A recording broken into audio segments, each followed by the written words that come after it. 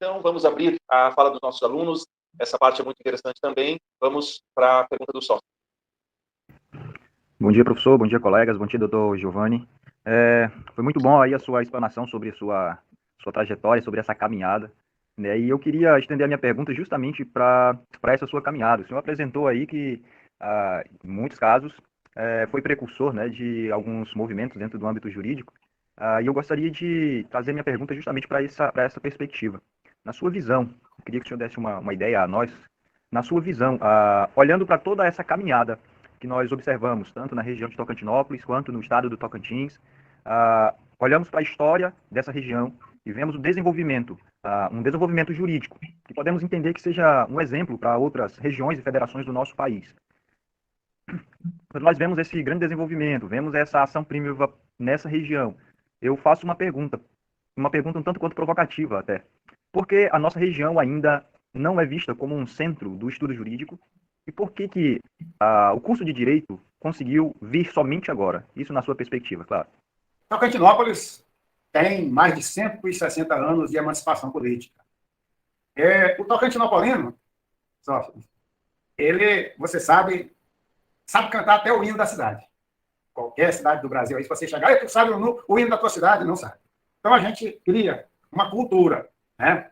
E discordo, em parte, dessa representatividade jurídica, com conhecimento jurídico, até porque nossa cidade sempre foi uma referência do norte goiano, nessa parte também. Lá daqui nós já tivemos desembargadores, juízes, e temos ainda, em Goiás, filho aqui. Mas, em parte, eu concordo também que a criação do curso de Direito, ela vai fomentar esse crescimento.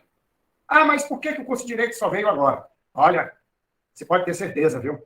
Foi uma luta travada, com todo respeito ao UFT, mas contra grupos dentro da própria UFT, aqui de Tocantinópolis, à época, né? Nós estávamos lá, advogados, lutando, fazendo parte dessa comissão, lutando para a criação desse curso, e tivemos vozes contrárias. Enquanto foi o curso que teve maior aprovação, mas não foi ele o escolhido. Mas nós não desistimos, insistimos nisso. E a importância do curso em Tocantinópolis e região, ela vai mostrar, e isso vai depender muito de vocês que fazem parte, principalmente, eu costumo dizer que a primeira turma ela é uma referência. Vocês são a referência do curso de Direito da UFMT.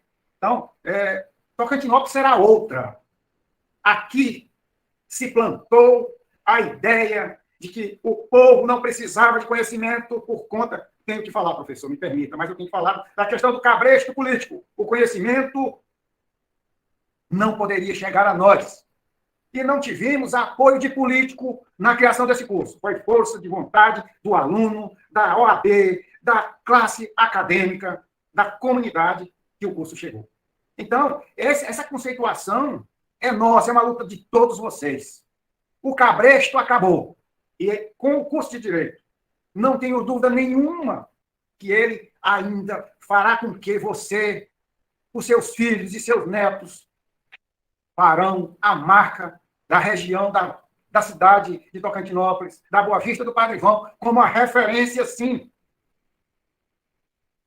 de intelectuais, de estudantes, magistrados, de referência jurídica, literária, doutrinária, jurisprudencial. Eu tenho fé, acredito, porque eu sei que isso já está no nosso DNA tocantinopolino, no nosso DNA biquense. Então, pode ter certeza que para esse curso se implementar, foi muito esforço, e vocês conseguiram.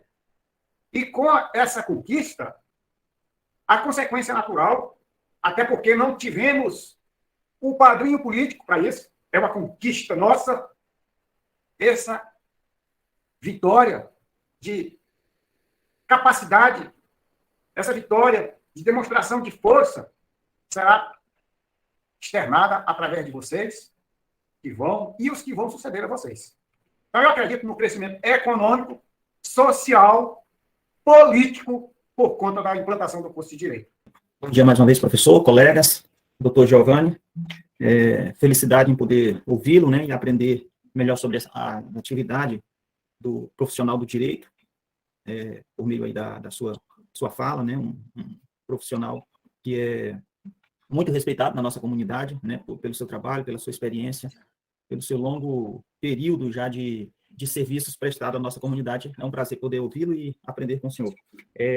Eu gostaria de fazer um questionamento ao senhor, porque nós sabemos que o sucesso na carreira profissional é o sonho e é o objetivo de qualquer profissional recém-formado. E sabemos que, seja qual for a profissão, sempre a gente tem desafios que trazem aí suas dificuldades e temos que transpor, e é possível transpor. Então, nessa sua longa carreira e experiência, o que o senhor nos recomendaria, né, como futuros profissionais, de como se pode proceder na busca de tentar alcançar esse tão almejado, sonhado sucesso na carreira profissional? E dois, uma segunda pergunta, o senhor mencionou no segundo dos problemas, né, essa falta de uma melhor estruturação do nosso judiciário. E olhando aqui, inclusive, rapidamente sobre o orçamento dos órgãos do judiciário, da Assembleia Legislativa, Ministério Público, Defensoria, nós observamos que o judiciário ele é o terceiro órgão com maior valor de orçamento. Eu lhe perguntaria, o que seria, qual o maior problema para essa falta dessa estruturação? Será a falta de recursos? O que levaria a nós não termos um orçamento, na verdade, um judiciário tão melhor, mais estruturado para a nossa sociedade, considerando que chega a quase 700 milhões de reais, né, que ele tem, mas ainda assim apresenta algumas deficiências. Olha, quanto o que você diria ao jovem advogado? Olha, nós temos dois caminhos, o curto e o sólido. O curto é o de você querer ganhar dinheiro a qualquer custo, passando por cima de quem quer que seja, de todo mundo. Imediatismo. Esse é perigoso. Esse é perigoso. Eu lhe falo isso com propriedade. E o outro é com solidez. Se você é um profissional e trabalha corretamente, você vai se tornar uma pessoa conhecida. Eu sempre digo, o que torna um operador do direito, um advogado, conhecido e respeitado são os longos anos de carreira e o trabalho correto. Né? Tentar ganhar dinheiro a qualquer custo é um perigo grande. Né? Eu dei aqueles exemplos lá no início, né? O colega que atravessa uma procuração tendo um advogado constituído nos autos, é um exemplo desse imediatismo, né? Da promessa de coisas melhores para o constituído. Né? Isso é perigoso. Então, são escolhas. Então, são dois caminhos. É o da solidez e do imediatismo. O do imediatismo eu não recomendo. É minha forma de analisar. Né? Tem gente que consegue, dentro do imediatismo, ter um pouco de equilíbrio. Mas, ainda assim, a experiência no tempo, ainda assim, os pés no chão são, na minha visão, a forma mais correta. Eu te dou um exemplo concreto. Giovanni Moura. Eu conheci uma cama para dormir, Antônio. Eu tinha 14 anos de idade. Meu pai nunca me deu uma bicicleta. Eu fui para a faculdade, paguei a minha faculdade com o meu trabalho. Eu estou te dando um exemplo concreto, tá? Comecei a advocacia em 93 com uma filha, porque eu pedi exoneração do serviço público, uma filha e minha esposa pagando aluguel, sozinho. Nenhum político para me cobrir. Sozinho. Mas eu confiava no meu trabalho. E eu consegui. Graças à minha profissão, eu já conheço a Europa, eu já conheço a América, realizei todos os sonhos que eu queria, tem alguns ainda, mas eu vou realizar, graças à escolha da solidez, a firmeza, pé no chão. Tá? Então, essa é a primeira parte. Quanto à segunda, olha, o nosso judiciário ele é um dos mais bem estruturados no organograma, na estrutura. Ele é, financeiramente, tal. Mas, doutor, você falou que tem os problemas aí nas comarcas, falta de juiz, falta de servidor. É verdade. Aí a questão é a vontade política. Vontade de gestão. Né? Essa é a minha visão, tá? Eu não sou dono da verdade. Mas Na visão de um operador que está do outro lado do balcão, é uma questão de gestão. Na minha visão, eu entendo que se o tribunal aplicasse a política, né, vamos estruturar, vamos fomentar as comarcas de pessoal quantitativo suficiente a atender as demandas, vamos colocar magistrado que queira ficar lá naquela comarca, rapaz, nosso Poder Judiciário seria um exemplo para o mundo. E só falta isso, porque nos demais pontos, nosso Judiciário ele tem muita referência, muito ponto positivo, que tem que ser valorizado. Minha pergunta seria mais ou menos assim: o que o senhor acha dos desafios que um recém-formado em direito, ou um advogado mesmo aqui em Tocantinópolis, quais seriam os desafios que esse profissional teria que enfrentar? Olha, o primeiro deles é ele pega a carteirinha da OAB, aí diz, eita, o mundo se abriu para mim. É verdade, o mundo se abriu. Porém, o mundo real vai te dar uma carteirinha vermelha linda e uma cidade cheia de gente, um bocado de advogado, milhares de problemas, e está você. E agora o que eu faço? Olha, o primeiro passo, e a gente tem tido esses exemplos, se você tiver condições de se aproximar de um escritório que tenha mais experiência no escritório, para você se familiarizar com o processo, né, com a vida real, faça isso. Tá? Isso não vai tirar a tua grandeza de forma nenhuma. Né? A humildade é fundamental para ter o crescimento. Se você for achando que você é o dono do mundo, meu irmão, você vai cair na primeira esquina. Conheço casos aqui de colega que chegou, olha, cheguei aqui, vou arrebentar nessa cidade, esses advogados aqui não são nada, e aí ele ficou 30 dias, foi embora, ele não aguentou, não. O mundo real é esse. Humildade, pé no chão, procure um profissional que você se identifique, veja se tem espaço com ele, e busque um pouquinho de conhecimento. A partir desse momento, você vai começar a interagir com pessoas, é fundamental isso, né? A família, né? A família é muito importante no começo, viu? Porque a família sempre tem um amigo do amigo do amigo que tem um problema e chega para você. Aí é a hora de você ter essa pequena causa, que às vezes é uma grande causa, e com a orientação correta, aí você consegue crescer. Outra coisa importante nesse começo, o Ctrl-C, Ctrl-V é cruel, viu? Porque o Ctrl-C, Ctrl-V não te faz crescer muito, não, viu? Ele é imediatista. Aí eu falo para aquela tese do imediatismo. Sabe como eu chamo uma petição? Eu chamo de obra de arte. Obra de arte, para mim, até hoje. É prazeroso para mim fazer uma inicial. Porque para mim é uma obra de arte. Eu gosto de desenhar, eu gosto de inserir legendas. Eu gosto. Durante a fala do doutor, o doutor falou bastante sobre as dificuldades que os profissionais da advocacia enfrentaram durante a pandemia. Eu lembro que, no ano passado, um dos professores nosso do curso de Direito disponibilizou um link de um artigo que elencava algumas dessas dificuldades, né? Eu não lembro aqui direito todas, mas eu lembro de algumas aqui e eu vou falar aqui e o doutor pode explicitar se vivenciou alguma delas na prática, por exemplo.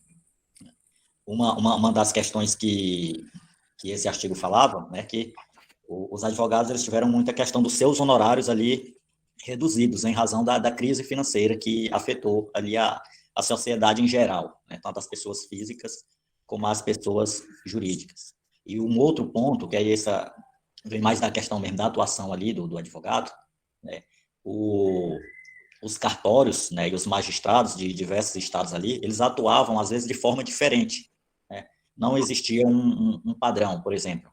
Enquanto numa localidade alguns cartórios, magistrados atendiam, por exemplo, inclusive por videoconferência ou telefone, outros só faziam, né, possibilitavam esse atendimento através de e-mail, né, e às vezes não davam nenhuma resposta a contento, né, ali a tempo, né, que acabava ali prejudicando ali o trabalho do advogado.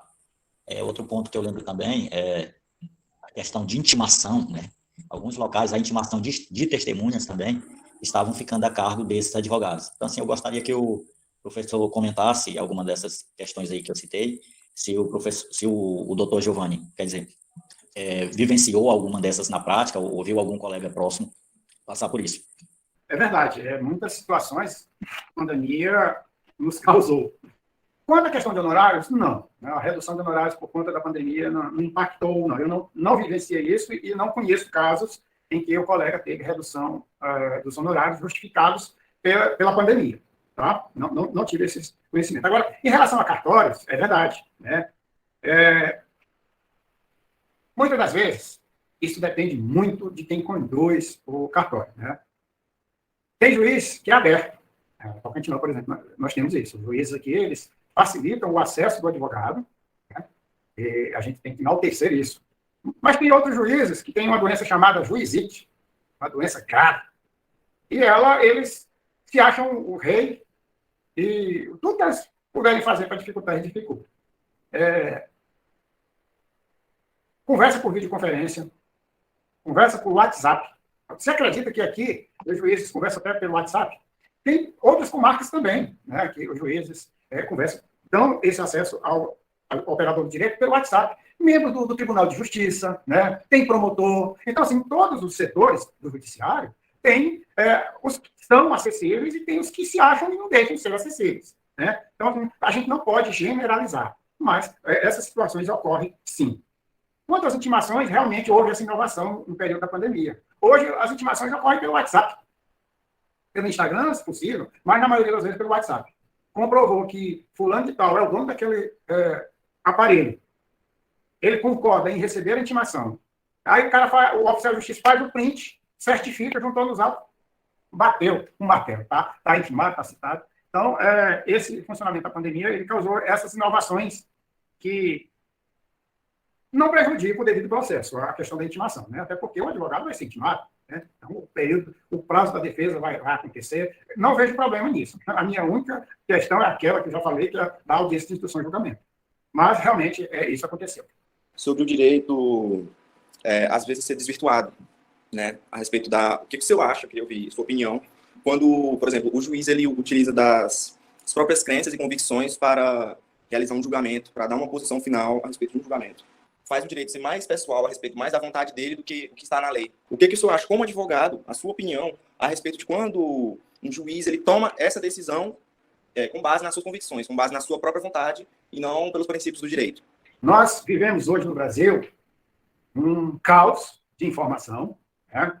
Nós temos as redes sociais, temos as plataformas que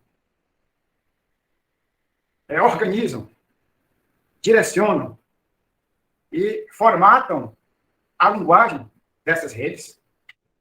E, infelizmente, as informações chegam muitas das vezes, eu não estou generalizando porque eu não sou dono da verdade, mas de forma deturpada.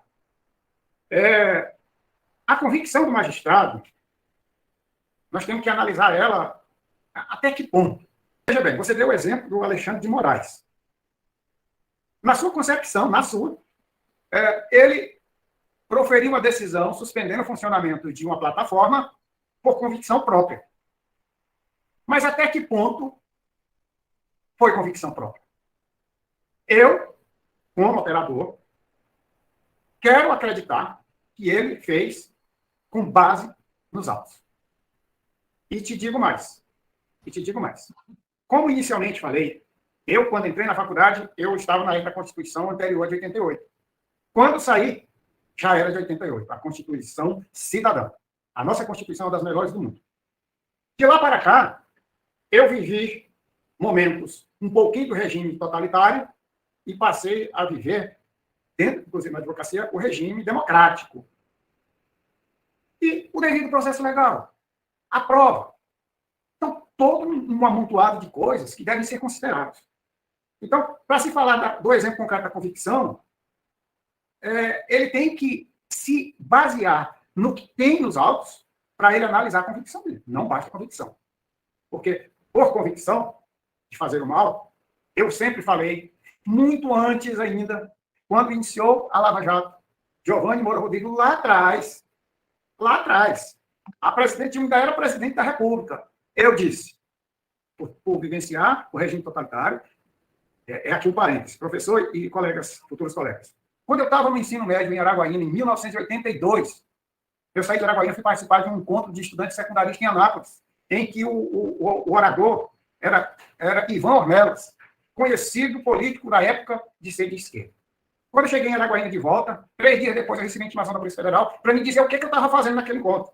Então, o rescaldo, o resquício do regime totalitário estava ali. E quando eu vi aquele absurdo jurídico ser cometido por um juiz criminoso que mandou conduzir coercitivamente um cidadão, qualquer pessoa, sem o devido processo legal. E qual é o devido processo legal, Giovanni? Manda-se uma intimação. Ô, fulano, olha, dia tal, às tantas horas, você está intimado a comparecer no lugar tal para prestar esclarecimento, para prestar declarações, para prestar depoimento. O fulano não comparece. Eu mando uma outra, e nessa já vai com advertência. Ô, fulano, se você não comparecer dia tal para prestar depoimento, ou declarações, ou esclarecimento de depoimento, você poderá ser conduzido coercitivamente. Mas o que nós vimos? Nós vimos a mídia apoiar um espetáculo, utilizando o poder judiciário. É o lawfare escrito. E nós aprendemos até a acreditar que tudo aquilo era verdade. Nós, a grande maioria, porque eu sempre disse, isso aí vai cair. Vai causar um estraçalho na democracia, mas vai cair. E caiu. Tardiamente, mas caiu. Agora, quando o magistrado, lastreado nas provas que constam dos autos, e ele vai se convencer de que aquelas provas, de certa forma, têm relação com o seu pensamento, ele aplica a convicção, mas dentro do processo e da prova lastreada dos autos. É assim que eu defendo, é assim que eu vejo e é assim que eu acredito.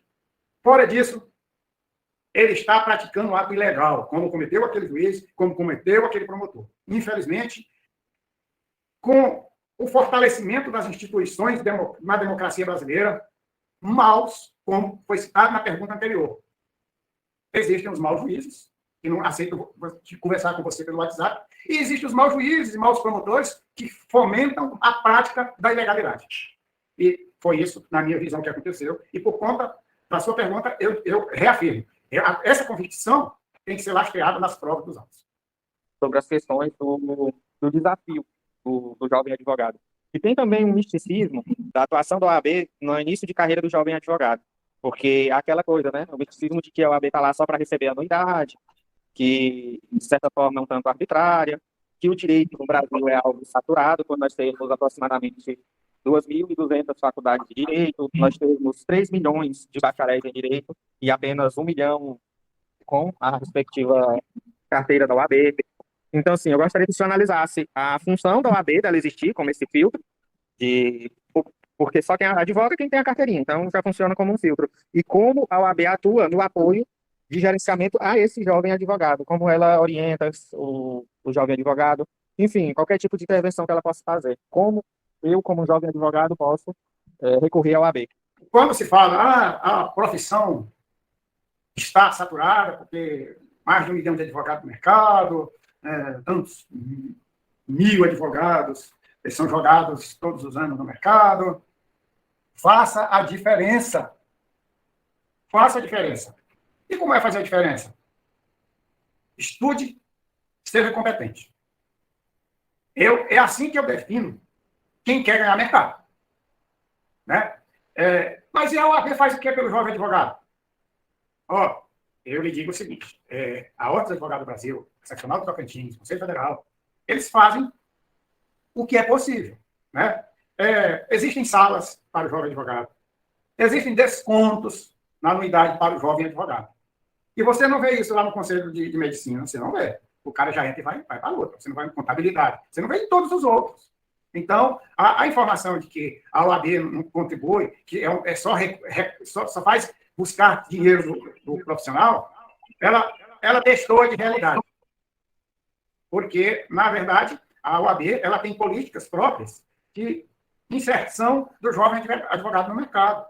A partir do momento que ele disponibiliza uma sala para você, a partir do momento que disponibiliza descontos na tua unidade, a partir do momento que disponibiliza cursos, treinamentos, e tudo isso nós temos na Ordem dos Advogados do Brasil, Seccional Tocantins.